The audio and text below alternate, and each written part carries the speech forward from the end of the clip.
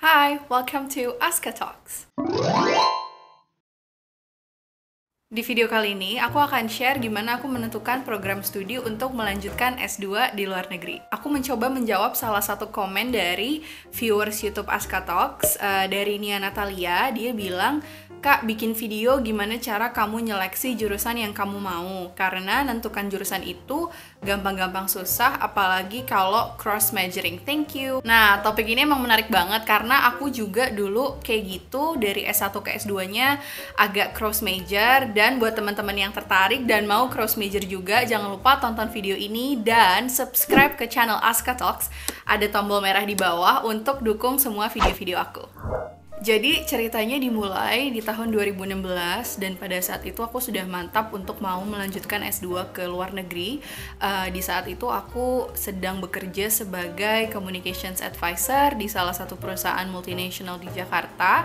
Dan background aku memang S1-nya ilmu komunikasi. Jadi untuk background S1 dan background pekerjaan memang pada saat itu sejalan. Tapi aku tahu aku punya passion yang lebih dan juga ketertarikan dalam bidang gender. Simpelnya sih tentang pemberdayaan perempuan dan tentang kesetaraan gender, hal-hal yang berkaitan dengan isu-isu tersebut. Aku tuh sangat tertarik dan juga mau mendalami lebih lanjut karena pada saat aku kerja juga beberapa project yang aku kerjakan itu ada hubungannya dengan program pemberdayaan perempuan. Jadi aku tahu kalau sebenarnya bisa aku menyambungkan keahlian aku di komunikasi dan background aku di komunikasi dengan satu bidang baru di hidup aku pada saat itu, yaitu bidang gender. Akhirnya hampir setahun di 2016 itu, dari awal tahun sampai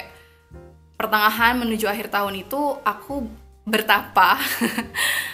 Bukan bertapa sih, tapi lebih kayak brainstorming gitu. Aku banyak membaca, aku banyak browsing, dan kemudian aku mendapat inspirasi bahwa aku mau mencoba untuk mendalami representasi perempuan dalam hal ini bidang gendernya di media. Jadi dengan seperti itu aku bisa menyatukan dua hal yang memang sangat aku sukai dan juga sangat aku minati. Jadi intinya gagasan utama yang aku gunakan pada saat aku mendaftar kuliah di luar negeri maupun pada saat aku mendaftar beasiswa adalah melihat gimana representasi perempuan di media. Itu benar-benar gambaran umumnya. Nah, jadi tadi memang cerita singkatnya dari aku, tapi dalam kenyataannya sendiri sih memang tidak sesingkat itu ya.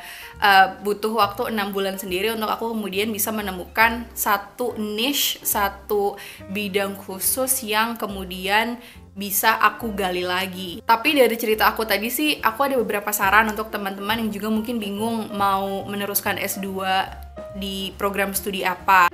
Yang pertama sih, jangan takut eksplorasi dari bidang yang kamu minati. Karena di S2 itu ada banyak banget program studi, khususnya kalau kalian bener-bener mencari tahu di website universitasnya atau misalnya googling bidang yang kalian minati.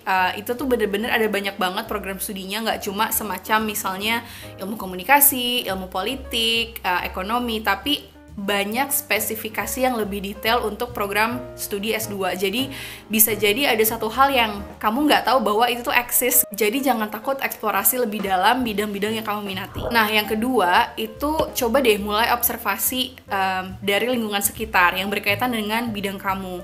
Kalau aku tadi, ya aku tuh sesimpel aku punya sosial media, dan pada saat itu aku ngelihat juga banyak representasi misalnya tentang nikah muda, atau ibu rumah tangga, atau ibu pekerja, hal-hal yang memang di bidang aku, gender dan media itu tuh sangat berkaitan gitu ya. Gimana sih perempuan itu direpresentasikan di sosial media, dan itu yang membuat aku sangat tertarik untuk mendalami hal ini gitu. Jadi nggak usah terlalu mikir panjang-panjang kayak, oh apakah aku harus membaca teori dan konsep untuk mikir aku mau program studi apa. Enggak, jadi observasi aja isu-isu di lingkungan kamu, karena biasanya dengan mengobservasi itu kamu bisa menemukan satu masalah yang kemudian bisa menjadi objek studi kamu kelak.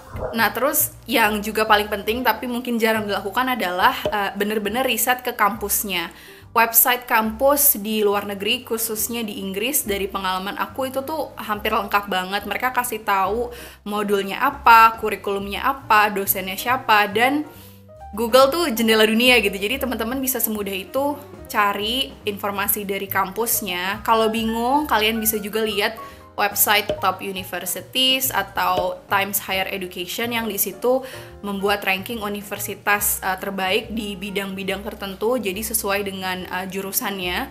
Kalian bisa cari referensi di situ. Kayak aku dulu tuh aku nggak tahu London School of Economics itu tuh ada gitu, dan ternyata itu adalah universitas yang bagus. Dan aku pada saat kuliah di Inggris, aku akhirnya kuliah di LSI gitu, dan itu memang butuh proses. Jadi saran aku teman-teman bener-bener lebih sering aja rajin-rajin browsing tentang universitas ataupun program studi yang kira-kira kalian minati. Gitu aja sih sebenarnya cerita dari aku. Intinya memang butuh proses, lagi-lagi kesabaran dibutuhkan, dan jangan males ya. Jangan males untuk bertanya, jangan males untuk cari informasi sendiri, karena informasi tentang ini tuh gratis, banyak di Google, tapi memang kalian harus cari sendiri. Semoga informasinya bermanfaat, khususnya untuk teman-teman yang berpikiran pindah jurusan atau mencari jurusan lain dari jurusan S1-nya.